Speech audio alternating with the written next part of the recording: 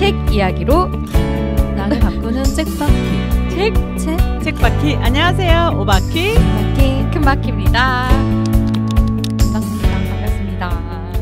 잘 지내셨어요, 여러분? 아, 그럼요. 네. 한 주 특별한 일 없고? 큰 일은 없었습니다. 아니 근데 우리 금바퀴님 얼굴이 해식해졌어. 제가 2, 3년에 한 번씩 급체하는데 그게 엊그저께였어요. 오랜만에 급체해가지고 근데 저녁 약속이 있었는데 먹다 또 하고 아까 먹으면서 화장실 좀 다녀오겠습니다. 얼굴이 아주 해식해져가지고 네, 진짜 창백해지더라고요. 이게 손발이 이제 피 한 통하고 막 정말 그 두통이 이렇게 확 올라오는 거예요. 조심해야 돼요. 진짜 급체가 잘못하면 진짜 응급실 가야 될 정도. 정말 응급실 가기 직전이었어요. 이게 내가 운전해서 집에 갈 수 있을까 이 생각을 할 정도에서 좀 차 안에서 누워 있다가 천천히 운전해서 갔죠. 혼자 운전했어요? 네. 아우, 근데 좀 위험해서 그러면 안 되는 것 같아. 다음엔 그냥 대리를 부르든가 근처에 어디 가든가 이래야 될 것 같아요. 아휴, 네. 그래도 어쨌든 지금은 밝은 모습으로 와주셔서 또 저희 책 이야기 할 건데요. 벌써 새해가 시작된 지 3개월이 지났어요. 여러분 새해 다짐했던 것들 실천 잘하고 계세요?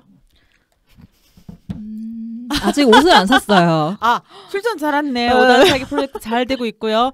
저는요, 저희 지난번 책 있잖아요. 사라진 것들. 그 책을 책 안 사기 프로젝트 하고 있잖아요. 혼자.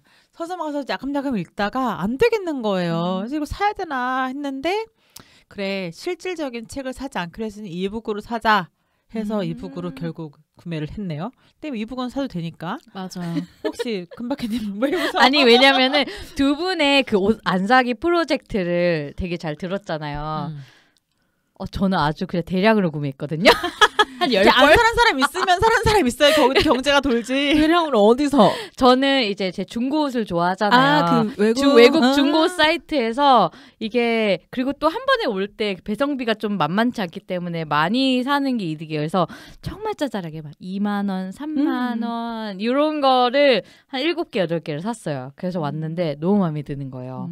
저 되게 행복해요. 그래서 사실 다음에 사이트를 한번 다시 물어봐야겠어. 이게 거기가 진짜 개미지옥. 한번 들어가면은 왜냐면은 이게 또 진짜 당근마켓 보는 느낌이에요. 그래서 자기가 잘 찾긴 해야 돼. 자기 사이즈를 잘 알고. 왜냐면은 환불이란 없으니까. 오버사이즈 자켓 있으면 3만 원 안쪽으로 아무거나 올라가는 거 있으면 하나 사주세요. 사이즈 뭐예요? 제일 큰 걸로 그냥 오버사이즈 제일 큰 걸로.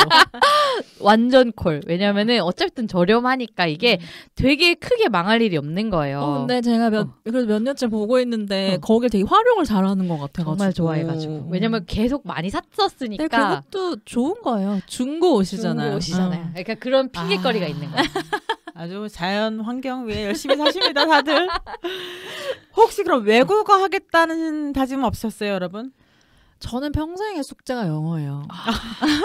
근데 준박님 영어 잘하시지만 영어를 쓰셔야 되는 직업이라고 그러지 않았어요? 좀 계속 쓸 일이 있다고? 쓸 일이 있어요. 근데 요새는 그렇게 많이 안 썼는데 원래 예전에는 계속 썼었거든요. 근데 그럴 때는 좀 느는 게 보였는데 아예 안 쓰니까 이제 정말 모르겠더라고요. 사실 외국어가 좀 그런 것 같아요. 확실히 쓰면은 어쨌든 계속 익숙해지고 점점 더 잘해지는데 이 중간이 없어. 잘해지거나 못해지거나 이런 것 같아요.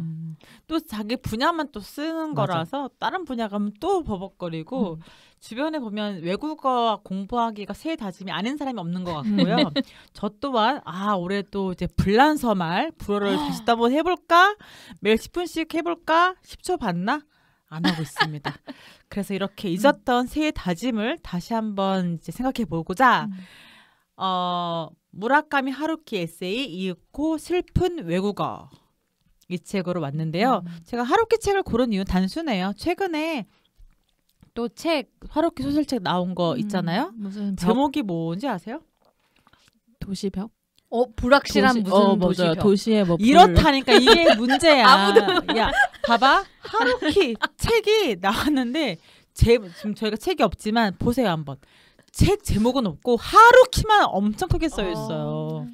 제목을 찾으려면 찾아봐야 돼. 어디 써 있나. 이거 좀 문제 아니에요? 그게 이제 팔려서 그러는 거겠죠. 하루키라는 그 네임밸류가 너무 크니까. 그래서 제가 찾아봤어요. 제목이 도시와 그 불확실한 벽이라고 합니다. 그래서 이거는 간단하게 소개를 해드리자면 소년과 소녀 사랑 이야기고요. 소년이 소녀를 만나게 되고 소녀가 있는 곳은 저 벽 뒤 너머서래요. 그 벽 너머를 가려면 그림자를 두고 봐야 된대요. 그렇게 시작하는 소설이라서 판타지적이기도 하고 일본 애니메이션 느낌이 있어서 일본 작가 좋아하시는 분들은 후루룩 읽으시는 것 같더라고요. 아무리 두꺼워도. 근데 다른 분은 이 3분의 2 정도 분량이 하루키가 옛날에 써놨던 거여서 그때 썼던 스타일이랑 결론 내린 파트라 약간 이질감이 느껴진다 라시는 분들도 있어서 굳이 저는 읽어보지 않을 것 같은 느낌이 드는 책이라서 일단은 요즘 하루키가 다시 핫하고 있으니까 하루키 책 중에서 외국어 관련된 책을 가지고 왔습니다. 이 책은 뭐 에세이예요. 에세이고 하루키가 1990년 프린스턴 대학에서 공부하면서 겪었던 미술 생활 이야기를 다뤘고요. 1990년대를 두 분 혹시 기억하시나요? 기억하죠. 그때 초등학생. 그러세요? 그러면 혹시 걸프전 아세요? 완전 그 몰라요. 역사책에서나 역사책에서만 보는. 본 예. 여기서 저랑 세대가 약간 갈려서 마음이 좀 아프긴 한데 백박희님한테 한번 여쭤보세요. 그분 네. 아실 거예요. 그래서 이 90년대 초, 그러니까 80년대 말에서 90년대 초까지 미국 생활 경험이 녹아있는 에세이고요. 보시면 그래서 여기는 그냥 단편 중에서 그냥 외국어 관련돼서 질문을 좀 뽑아봤어요. 이 단편 여러 가지 에피소드 중에서 10번째에 있는 제목이 잃고 슬픈 외국어예요. 거기부터 보면 116쪽에 이런 얘기가 나옵니다. 아득바득 노력하지 않아도 마치 공기를 들이마시듯 자연스럽게 조금씩 어학을 익힐 수 있는 천재라면 몰라도 대개 몇 개의 국어로 커뮤니케이션을 한다 해도 나라는 인간은 타인에게 전할 수 있는 건 어차피 한정되어 있는 게 아닌가. 가끔 가게 점원이 What? 하고 물으면 땀이 뻘뻘 흘리고 정비 공장에 가서 자기가 설명하는 자신의 모습에 땀을 뻘뻘 흘리고 이런 외국 영어를 쓰는 미국에서 삶에서 이제 자기 부족함을 표현한 구절이 있거든요. 되게 와닿았어요. 저는 이제 천재라면 모를까 내가 말하는 거 어차피 한계가 있지 않을까라는 부분에서 그렇죠. 스스로 외국에서 경험하시면서 외국어에 어떤 어려움 느꼈던 거 있으세요? 아니 스스로 봤을 때 나 진짜 한심하다라고 느꼈던 부분. 근데 저는 그 요즘 말하는 그거 있잖아요. 기세라고. 기세가 맞는 것 같아요. 외국어는. 이게 진짜 여기 말한 것처럼 갔는데 그 점원이 왓하고 못 알아들으면 그때부터 완전 꺾이거든요. 기세 꺾여가지고. 말도 못하고. 그랬던 것 같은데 그런 거 생각 안 하면 확실히 그러니까 모르는 단어가 많고 모르는 문장이어도 그냥 막 나오는 때가 있더라고요. 기세다. 언어는 기세다. 그 박나래 씨가 말하는 그 근데 기세다. 진짜 이 기세가 좋은 사람들이 외국을 정말 빨리 느는 것 같아. 어차피 그냥 할 말 하고 네가 못 알아들으면 네 잘못이지 내 잘못이냐. 이런 식으로 한 사람이 빨리 늘더라고요. 기세 얘기하니까 기억나는 에피소드가 하나 있는데요. 제가 스타벅스에서 캐나다에서 스타벅스에서 커피를 시키는데 커피 메뉴 어려워요? 다 알잖아요. 우리 스타벅스 얼마나 친근한 곳이에요. 커피를 시키려고 하는데 주문받는 애도 아시아인이야. 나랑 똑같이 생긴 아시아인이야. 그래서 그냥 가장 쉬워 보이는 카페 라떼를 시켰어요. 근데 걔가 What? 진짜로 What? 이러는 거예요. 빈정상했지. 나랑 똑같이 생긴 애가 못 알아들으니까. 뒤에는 줄이 출근길이 엄청 길어. 다시 입을 크게 해서 카페 라떼? What? 또 그래. 이번엔 더 크게 해야 되겠다. 카페 라떼? 했더니 카페 라떼. 그때부터 이건 뭐지? 큰 인종차별도 목소리로 아니고 시켜야겠다. 이거. 기싸움인가? 발음이 달랐던 거야. 카페 라떼랑 카페 라떼랑 완전 다른 발음인 거죠. 그 기억이 나네요. 한번 내가 쫄았다가 지면 안 되겠다 싶어가지고 크게 얘기했는데 그게 먹혔어. 기세 맞네. 한심했던 적 없어? 다들 잘했나봐. 너무 많아서 매일 그냥 벽차는 거 있잖아요. 약간 그 외국어가 아니라 그냥 성격 자체가 그날 하루에 내가 부끄러웠던 일을 곱씹으면서 되게 부끄러운 성격이거든요. 근데 이제 외국에 있을 때는 더 그게 강했던 것 같아요. 특히 자신감이 조금이라도 붙기 전까지는 내가 왜 그 말했지, 그 말 하면 안 됐는데, 그리고 막 말을 안 해서 막 그 타이밍도 잘 안 맞을 때 있잖아요. 막 이렇게 티키타카가 돼야 되는데 막 했는데 막 이게 막 말 제대로 못했을 때도 있고, 그 전화 같은 거 잘 안 받고. 전화 영어 더 어려우니까. 막 항상 있었던 것 같아요. 자, 제가 팁을 드릴게요. 다 아시겠지만 이거 들으시는 분들은 외국어 팁을 드리자면 대화의 티키타카가 돼야 되는데 못 따라갈 때 있잖아요. 그때는 이야 이것만 계속 하면 돼. 그러니까 그거를 굉장히 조금 느꼈던 것 같아요. 왜냐면은 어차피 그 사람은 내가 확실하게 이해했는지 확인하지 않거든. 그리고 의견을 물어보잖아. 지가 시컷 얘기하고 What do you think? 물어보면은 It depends. 이러면 돼. 그때 다르지. 되게 정치적이다. 그러면 다 통해. It depends. 그럼 yeah, right. 이렇게 막 지가 떠들어. yeah, 끝내면 돼. 전화 영어도 마찬가지예요. 다 얘기하고 나서 for sure, email me. 메일 달라고 하면 돼 그냥. 그렇지. 이메일로 다시 뭐 아니면 텍스트 보내. 그렇지. 그렇게 하면 텍스트 되지. me 이렇게 해서 정리하면 돼요. 그러니까 기세가 맞아. 이런 애티튜드로 밀고 나가면 되는 것 같아요. 맞아요. 그래서 하루키도 이렇게 얘기하거든요. 외국어로 자신의 마음을 정확하게 전달할 수 있는 요령은 첫째, 하고 싶은 말이 무엇인지 먼저 자신이 파악할 것. 하다 보면 내가 무슨 말 하고 싶은지도 모를 때도 있어. 둘째, 쉬운 단어로 말할 것. 그리고 셋째는 중요한 부분을 계속 반복해서 말할 것. 요거만 지키면 된다고 하는데 공감도 됐고요. 쉽게 말하기가 진짜 공감 많이 된 것 같아요. 또 외국 생활 해보셨으니까 팁 좀 공유해 주세요. 두 분도. 이렇게 하면 좀 효과가 있더라. 큰바퀴님 공유해 주세요. 저는 나중에는 그냥 우선 똑바로 내가 아는 확실하게 아는 단어로 똑바로 얘기하고 쉽게 하고 이거랑 똑같고 그다음에 나는 내 할 말 했다. 못 알아들으면 이젠 네 책임이다. 그냥 이 마인드로 그냥 할 말을 하는 것 같아요. 뻔뻔하게. 그래야지 내가 하는 거에 대한 자신감도 생기고 어차피 100% 이해하는 거는 어려울 거라 생각해요. 모국어여도 내가 상대방의 의도나 그치. 그래서 그런 거를 생각을 하고 그냥 최대한 하고 그러면은 그냥 웬만한 거에서는 의사소통이 크게 문제가 없었던 것 같아요. 그리고 나는 약간 그런 마인드도 좀 생각하고 나는 한국어와 영어 둘 다 하는 사람이야. 넌 영어밖에 못하잖아. 내가 더 나아. 그런 쓸데없는 자존감을 그거 조금 너무 깔고. 중요한 것 같아요. 너무 중요한 게 제가 예전에 독일 갔을 때 독일 애들이 너네 한국 애들은 왜 영어를 못해? 중학교 때부터 한다며. 초등학교 때부터 한다며. 그럼 잘해야 되는 거 아니야?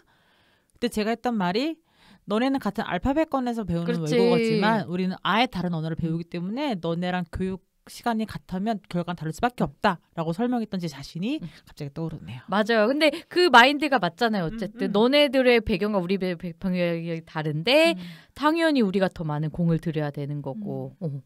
팁, 외국어 팁. 중국어 좀 하셨으니까 공부하실 때. 저요? 아니, 뭐 외국어 팁이라고 할 만큼 해본 적은 없어서. 근데 차라리 진짜 아예 모를 때 더 잘했던 거 맞아.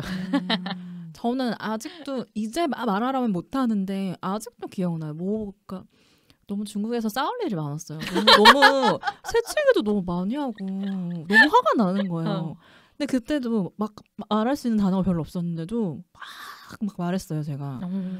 근데 지금만 생각하면 어떻게 그렇게 말했지? 약간 이런 생각이 들어요. 차라리 몰랐으면 더 좋았지 않을까? 모를 때 해야 되지 않을까? 그때 쭉 있었으면 지금 원하면 됐을 텐데. 그럴 수 있어요. 근데 이제 그때 그럼 중국어로 그 의사소통 하셨던 거예요?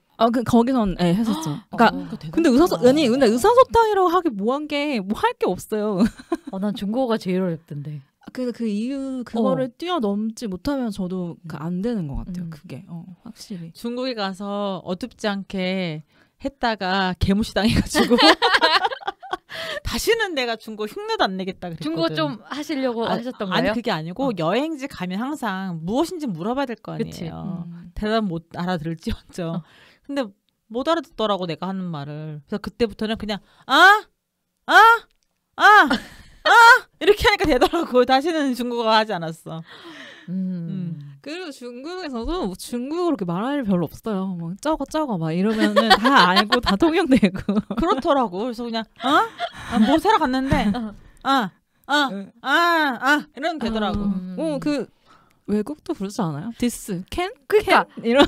사실 막 이렇게 정말 하고 싶은 경우에는 자기가 뭔가 일을 하거나 굉장히 이렇게 이럴 때는 해야 되는데 정말 일상생활을만 살아야 되는 경우라면은 왜냐면 어르신들 정말 이제 은퇴하시고서 뭐 자식 따라서 가신 경우에 한국인 커뮤니티고 또 막 진짜 밖에 나가서 막 일을 굳이 안 해도 되시면은 영어를 안 배우시는 경우도 꽤 있더라고요. 그래서 유학생들이 가서 어학 유학생들인 거죠. 가서 영어 안 느는 이유가 Can I?로 다 통하니까 맞아요. 회화 실력 늘 수가 없어. 맞아요. Can? Can I? 그럼 빌려간다는 뜻이잖아. 그렇죠. 빌려가라고. 그렇지. Thank you. 끝이야. 그리고 스페인어 제가 공부를 좀 해봤는데 스페인에 사시는 외국 어르신분들은 시제를 하나도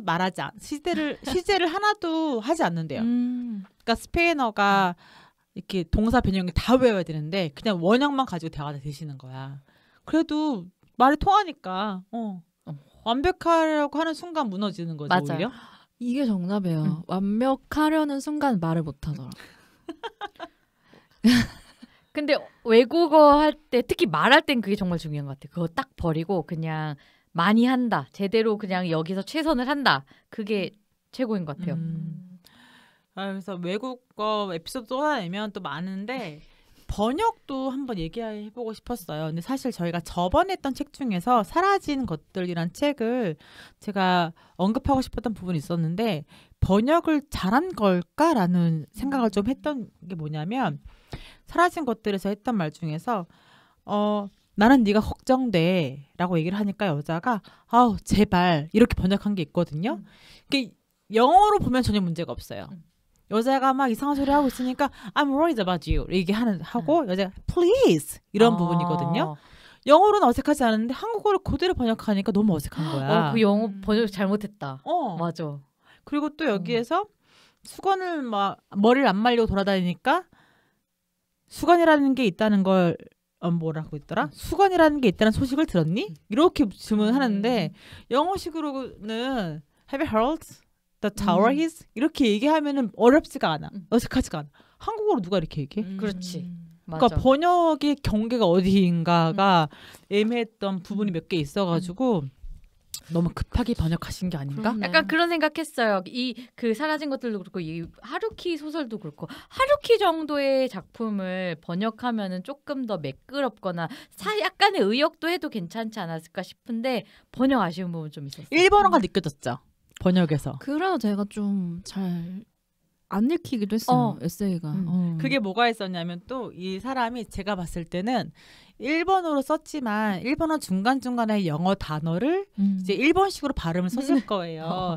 맥도날드 같은 경우 맥도날드처럼 이제 일본 발음으로 썼겠죠?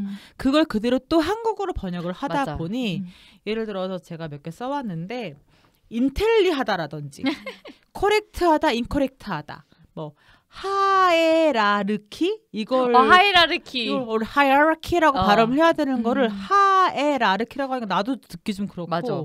그다음에 리버럴 자유도 리버럴 이렇게 지오그래피컬리 뭐 이렇게 하니까 들으면서 우리도 허들이 되는 거야. 그렇지 않았어요? 오히려 더 어려운 부분 딱 표시했는데 91쪽에 프러스트레이티드 오서라는 거야. Frustrated? 그래서 내가 이거를 설마 했는데 그 frustrated author 이렇게 작가를 오서라고 하니까 이제 이름인가 사람 이름인가 좌절된 작가 그러니까. 이건데 frustrated 오서라고 하니까 author가 오서가 된 거잖아.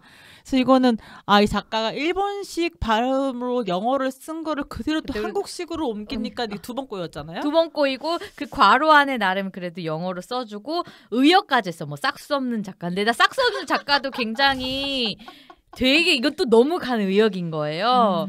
그래서 그런 부분에서 좀 아쉬웠던 번역. 근데 이게 책이 좀 된 책이잖아요. 거의 맞아요. 30년 넘은 책이니까 또 어떤 면에서는 이렇게 한 번 더 개정되어도 좋겠다. 번역을 좀 손 보면 어떨까 이런 생각했어요. 그래서 여기서도 번역의 얘기에 있어서 이분이 미스트란 단어도 번역을 어떻게 하느냐에 맞아. 따라서 문학의 차이가 큰데 어디까지가 번역인 거에 대해 언급한 것도 있었고 그럼 저는 이제 요즘 시대를 비추어 봤을 때 어쨌든 번역은 한계가 있잖아요. 그런데 이제는 AI로 번역을 한단 말이죠. 그거는 더 나을까요? AI 번역은? 근데 이거는 그러네요. 봐야 될 것 같아요. 얼마나 어느 정도 수준의 번역을 AI가 하는지에 근데 따라. 매끄러운 게 없겠죠. 그리고 의역하는 부분이 일단 없겠죠. 그러니까 의역을 해야 되는 부분도 있잖아요. 그치. 그런 부분이 없지 않을까? 사람의 손길이 들어가서 사람이 그 사람만의 관점에서 의역을 한 그런 부분이 있어야 될 것 같은데 그게 가능할까? 그리고 오히려 더 안 읽힐 것 같아요. 너무 단어가 딱 그런 딱딱딱딱딱 할 근데 것 그거는 같아요. 우리 선에서 끝나지 않을까요? 어색함이라는 게. 아무래도 더 밑에 아이들은 그걸 먼저 접한 아이들은 우리는 말한 말도 되게 영어식으로 많이 바뀌었거든요. 문법에 없는 수동태도 많아지고 우리 말할 때 자연스럽게 조금 영어식으로 오히려 바뀌지 않을까? 근데 맞아요. 요즘 AI는 그렇게 바뀌고 쉬운 말로 해줘 이러면 쉬운 말로 바꿔줘요. 다 돼요. 맞아. 그런 거 기능이 있어. 좀 더 다듬어줘. 맞아. 이러면은 이렇게 하면 좀 더 말 매끄럽게 고쳐주고 이러기는 하긴 하니까 어디까지 발전될지는 사실 궁금하긴 해요. AI가 어느 정도까지 해줄까. 그래서 외국어가 이제 AI가 있으면서 많은 언어를 대체한다고 하는데 분명히 우리가 말한 정서적으로 느껴지는 한계는 있을 거다라는 게 최근에 지금 번역된 우리 사라진 것들도 이렇게 어색함을 느끼면서 봤는데 그런 부분을 같이 고민해보고 싶었고. 근데 이 방금 이제 번역에 대해서 말씀하시니까 생각났던 게 저희 이제 항상 하면서 다음 책 고민하잖아요. 그래서 요번 근래 읽은 책 중에 황석희 씨라는 그 나름 되게 트렌디한 번역가 분이 쓰신 에세이 번역이에요. 책 제목이. 그래서 황석희 이렇게 에세이 써 있는데 그러니까 번역 황석희 이렇게 써 있어요. 이게 책 제목인가 했거든요. 근데 책 제목이더라고요. 근데 그분이 이제 접근하는 번역은 정말 이제 요즘의 트렌드와 정말 매끄럽고 쉽게 읽히고 그런 거를 집어넣은 정말 어떻게 보면 창작의 번역이더라고요. 그분도 의역 되게 많이 하세요. 되게 의역 되게 많이. 그래서 저는 그분의 시선에서 쓴 글들이 되게 재밌었어요. 어떤 식으로 번역을 하고. 저는 회화 수업을 할 때 대화글 있잖아요. 이렇게 대화글 영어에서 그거를 제가 번역을 되게 우리나라식으로 했단 말이에요. 자연스럽게. 그렇게 하니까 저는 좋더라고요. 사람들 듣기에도 좋고. 근데 그걸 다시 영어로 옮기려면 또 달라지겠죠? 그래서 번역의 한계는 분명히 있고 AI가 와도 우리가 민감한 부분까지 터치하는 아주 시간이 더 많이 필요하겠다. 네, 약간 이 책에서 하루키가 대비해 놓은 거 있었잖아요. 번역. 근데 정말 이렇게까지 많이 다르구나라는 거를 저는 그러니까 원래가 뭔가가 다르다는 건 알고 있었지만 와 이렇게까지 다르다고 해서 조금 충격이었어요. 저는. 그러니까 저도 뭐 대충 머리로는 다르겠지 하고 생각을 했는데 이렇게 정말 이렇게 양옆에 두고 비교해 뒀잖아요. 근데 그럴 수 그럴 수 있게. 근데 또 그걸 보는 느낌도 되게 웃겼던 게 어쨌든 우리는 번역한 걸 또 번역한 걸 본 거잖아요. 그렇지. 이건 또 어디서 얼마나 바뀌었을까. 그런 걸 또 생각해보는 것도 됐었어요. 그래서 이분이 미국 생활하면서 되게 미국적인 거에 집착도 많이 하신 것 같아요. 내가 볼 때 이분 자기가 쓴 이 책 보면 지금 부끄러워할 것 같아. 사대주의인가? 그런 시대에 쓴 것 같아요. 맞아. 확실히 옛날에 쓴 그 옛날 사상들이 좀 있어요. 네. 그래서 거기에서 기준이 이거는 커렉트고 이건 인커렉트야 라고 해서 구분해 놓은 것들 중에서 뭐 뉴욕타임즈를 구독해야 되고 오페라를 들어야 되고 기네스 맥주를 마셔야 되고 인텔리 계층은 어떤 형태로도 인종차별을 하지 않고 이런 표현들. 그래서 여기 재밌었던 게 인텔리한 사람들은 인종차별과 연결되는 듯한 말은 입에 담지도 않는다. 하지만 아무리 리버럴한 사람이라도 지오그래피컬로는 아주 명확하게 차별적인 언급을 한다. 112번지에 가면 위험해요. 이런 식으로. 이거 웃기지 않아요? 지오그래피컬 이렇게. 근데 저는 지리적으로라고 하지 그랬어. 이게 30년도 전에 쓴 에세이인데 굉장히 잘 꼬집어봤다 생각을 했어요. 아직도 통용되는 그런 분위기고 아직도 보이는 그렇게 아직도 공공연하게 보이는 그런 거라서. 저도 이건 되게 공감했어요. 지금도 어디 지역에 대한 어떤 그런 이미지가 있잖아요. 잘 사는 동네, 못 사는 동네라는 게 어디서 왔어라고 하면 우리 속으로는 잘 사는데 사는 애인가 보다. 굳이 나 잘 살아라고 말하지 않아도 그런 건 있는 것 같아. 완전 공감이에요. 그쵸. 저도 차별 없는 나라 생각하는데 거기 좀 위험한데 약간 이렇게 생각이 바로 들잖아요. 그렇게 저도 실수한 적 있어. 그래서 진짜 누가 무슨 어디 동이라고 해서 거기 좀 낙후된 느낌으로 설명을 했는데 걔가 거기 사는 거예요. 그래서 내가 다시 주워 담느라고 얼마나 했는데 몰라. 의도하지 않고 나 참여를 안 한다고 했지만 나도 그게 무의식적으로 나오는 거야. 그렇지. 근데 아찔하네 갑자기 그 순간 생각해 보니까.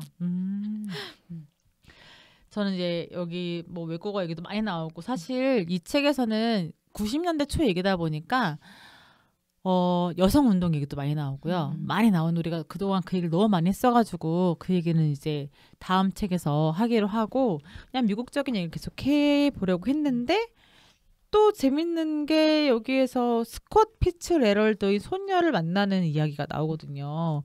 이거는 또 책 속의 책 이야기로 되게 재밌게 봤어요. 피츠레럴드 하면은 무슨 책이 유명하죠? 위대한 개츠비. 네, The Great Gatsby 쓴 작가로 되게 유명한 사람인데 이분의 책을 번역했던 사람으로서 이제 그분의 손녀인 신시아를 만난 에피소드가 나오거든요. 이 에피소드 어떠셨어요? 기억나세요? 저는 되게 부러웠어요. 야, 왜냐면 제가 어디서 얼핏 듣기로는 하루키가 그 피츠제럴드의 굉장한 팬이라고 들었던 것 같은데, 야 이렇게 유명하니까 이렇게도 만날 수도 있고 이런 계기도 있구나.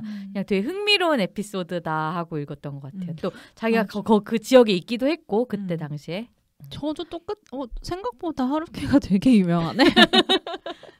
제가 하루키 책을 아까도 말씀드렸잖아요. 그렇게 좋아하는 편이 아니어서 왜 뭐로 유명하지? 그러니까 뭐 책이 유명했으니까 이랬는데 이 에세이 보면서 되게 유명한가 보다. 되게 뭔가 일단 프린스턴 대학도 대학 쪽에서 초청한 거잖아요. 공부하시라고. 그렇게 딱 읽었죠. 여기서 그 문장에 되게 짜릿했던 문장이 하나 있었는데 새삼스럽게 세대를 계산해 보니 내가 속해 있는 세대와 그가 속한 세대와는 충분히 관련돼 있었던 것이다.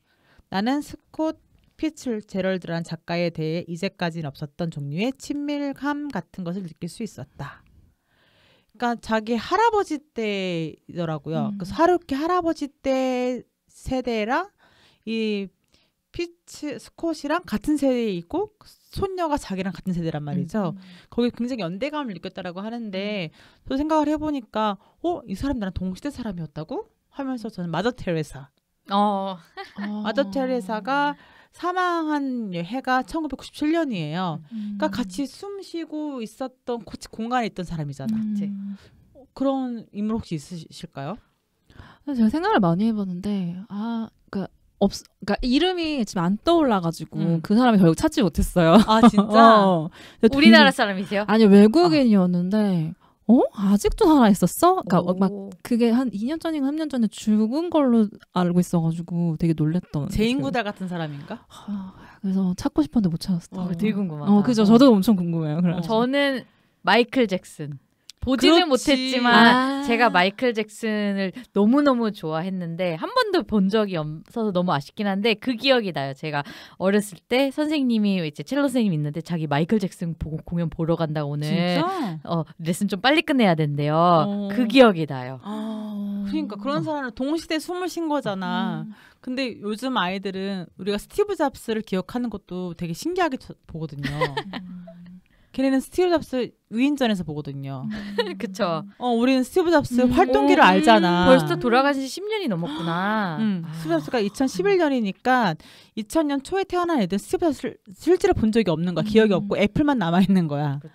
근데 우리는 이분이 런칭할 때마다 그 검정 폴라티를 기억하고 있잖아. 그치.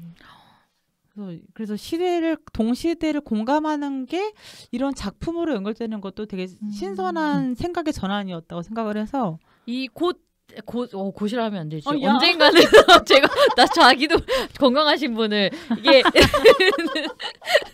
왜냐면 저희는 이제 진짜 동시대 작가잖아요. 하루키 선생님께서 어째보다 근데 저희보다 윗세대이기 때문에 또 어느 분들은 또 하루키 그래 하루키 그 같은 시대를 살았구나 막 이럴 수도 있겠다 이런 생각도 또 드네요. 하루키가 몇 년생이에요? 40 몇 년생 아니에요? 그러니까 그래서 되게 생각보다 아직도 막 작품을 내고 그치. 그게 좀 신기하긴 했어요. 저는 굉장히 그래서 부러워서 어쨌든 할아버지신 거잖아요. 맞아요. 그 세대로 봤을 때. 근데 굉장히 활발하게 그 작품을 내면 막 이만해. 그리고 이거는 또 여담인데 49년생이래. 49년생. 오. 그러니까 제가 대통령 이름을 쭉 대는데 저희가 기억하는 대통령이 거의 70~80% 이상인 거야. 70% 이상인 것 같아. 내 기억 속에 있는 대통령. 내가 태어났을 때 이후에 대통령을 나열을 해보면 우리가 근대화된 지 얼마 안 된 나라구나. 그렇죠. 대통령을 그래서 옛날에 보면 미국 할아버지들 대통령 이름 깨고 있는 사람들 있잖아요. 이해가 되는 거야. 지금 내가 살았는데 대통령이 몇 번 바뀌었어. 저절로 이루어진 거잖아요. 그쵸. 이거는. 그걸 이제 대통령을 이때 내가 살았고 얘기를 하면은 저랑 같이 공부하는 학생들이 놀래요. 근데 그때 살아계셨어요? 이 자식들이 그리고 아직도 살아있는 전 대통령이 있잖아요. 많이 계시죠. 네. 그렇죠. 네. 많이 돌아가시고 계시는 중이긴 한데 얼마 전까지만 해도 전두환이 얼마 안 됐잖아. 노태우. 비슷하게 갔다 다. 어쨌든 얼마 전까지만 해도 우리 같이 숨쉬고 있었잖아. 그죠. 그건 맞죠. 그런 게 신기하게 연결되어 있는 게 신기하더라고. 이 책이 그렇게 막 깊이 있게 다뤄지는 책은 아니었어가지고 그래도 좋았던 문장은 가끔 몇 개 있었거든요. 혹시 공유하고 싶은 문장 있으세요? 저요? 저는 이 책 뭐 되게 재밌게 읽긴 했어요. 뭐 잘 안 읽히고 그런 느낌은 확실히 있었는데 그래도 프리랜서 저는 작가에 되게 공감을 많이 해요. 왜냐면 저도 프리랜서긴 한데 어떤 면에서 되게 비슷한 부분이 많기 때문에 네, 저는 254페이지에 작가가 되어서 가장 기뻤던 것은 이제 하고 싶은 일을 하고 싶은 만큼 할 수 있다는 것이다. 이게 왜냐면은 이렇게 살고 싶다. 정말 이렇게 살고 싶다를 맞아. 너무 공감하면서 읽었어요. 저는 이런 문학이나 예술계 현실을 딱 꼬집은 문장이 기억이 나는데요.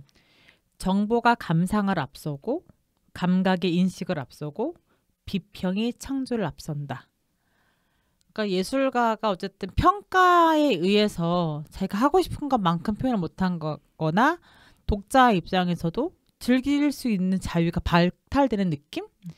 이게 선정된 베스트셀러 선정이 되고 미디어에서 광고하는 것들 따라가게 되잖아요. 그게 이 문장이 되게 철학적으로 현실을 꼬집는다 생각을 하는데 이게 지금 언제적 30년 전 이야기잖아. 그런 거 보면 참 잘 썼네요. 맞아. 그 문장들은. 혹시 공유하고 싶은 문장이나 저는 기억 하나 그냥 제가 정확하게 기억이 안 나는데 차별 당하지 않은 사람은 뭐 차별 당하는 쪽에 서보지 않으면 모른다. 그냥 그러니까 동양인으로서 자꾸 느끼게 되는 것 같아요. 외국 나가고 이러면은. 그렇게. 맞아요. 이분이 노 재팬을 경험하면서 아마 그 얘기를 했을 것 같아요. 혼다이 차를 다 때려 부시고 막 한참 불매 운동할 때 그때 저희도 얼마 전에 일본 불매 운동했던 게 생각이 나면서 그런 아시아 그 회사가 잘못된 것도 아니지만 어쨌든 아시아인이기 때문에 철배 당하는 거는 한 번씩은 경험 있는 것 같아요. 그렇죠. 근데 그게 아직까지도 그렇죠. 그리고 기세가 한국으로 확실히 넘어왔어. 그리고 얼마 전에 아카데미였나요? 무슨 수상식에서? 그 약간 엄청 문제됐었어요. 맞아. 일단 여배우 엠마 왓슨도 맞아요. 그렇고 저기 아이언맨 했던 배우 누구지? 아무튼 다 동양인 배우들 다 패스해가지고 완전 난리가 났었어요. 그런 일 있었어요? 네. 아직도 있단 말이야? 근데 그런 시상식에서도 오 마이 갓. 너무 난 사실 너무 말이 안 되지 않아? 왜냐면 너무 큰 자리잖아. 그리고 특히 헐리우드 같은 데는 뭔가 더 앞서 나가는 그런 그게 얼마 전 느낌처럼 일이라고? 얼마 전에. 완전 일주일인가 그 전 일이에요. 근데 어쨌든 그래도 한국이 많이 바뀌었다. 이때만 해도 저희가 기억하기로는 일제 학용품 엄청 이제 좋아할 때였어요. 그래서 뭐 아버님들 출장 가시면 항상 일제 제품 사갖고 오시고, 그다음에 미국 델몬트 오렌지 주스 뭐 이런 거 있잖아요. 막 그럴 때였는데 지금은 한국이 문학을 또 장악하고 있잖아요. 맞아요. 요즘 한국 화장품도 너무 좋다고 맞아요. 하고 화장품 너무 좋고 문학까지도 이제 섭렵을 하고 있어서 이때 이 하루키가 이 책을 쓸 때만 해도 미국이 일본을 견제했을 때라면 지금은 그 기세가 우리나라한테 왔다라는 거에 또 다른 시대 흐름을 보이게 돼서 옛날 책이긴 하지만 오히려 한국으로 대비해 봤을 때 우리가 좀 더 미리 대비할 수 있겠다. 이렇게 기세가 꺾이면 안 된다라는 걸 생각해 볼 수 있었던 요즘 거예요. 요즘 외국 나가면 한국말을 함부로 하면 안 된대요. 왜? 되게 많이 다 알아들어가지고. 아, 하는 그러니까 사람이 많대요. 못 알아들을까봐 막 이렇게 막 했던 말들을 안전말은 당근말로 했었는데. 그렇지. 새겨 듣겠습니다. 그래서 이렇게 하루키 그냥 외국어 우리 그동안 3월, 4월 되면서 다시 한번 새해 다짐 해보시라고 선정했던 책이고요. 하루키 뭐 그분도 언젠간 상 타실까? 노벨상 타실까 모르겠네. 재밌게 다뤄봤습니다. 저희 다음 책은 뭐죠? 다음 책은 스테디셀러죠. 바로 양귀자 작가님의 모순입니다. 와, 대박. 이 대작을 저희가 한번 다뤄보도록 하겠습니다. 네, 오늘도 잘 보냈습니다. 그럼 저희는 큰 바퀴, 준 바퀴 그리고 오바키였습니다. 감사합니다.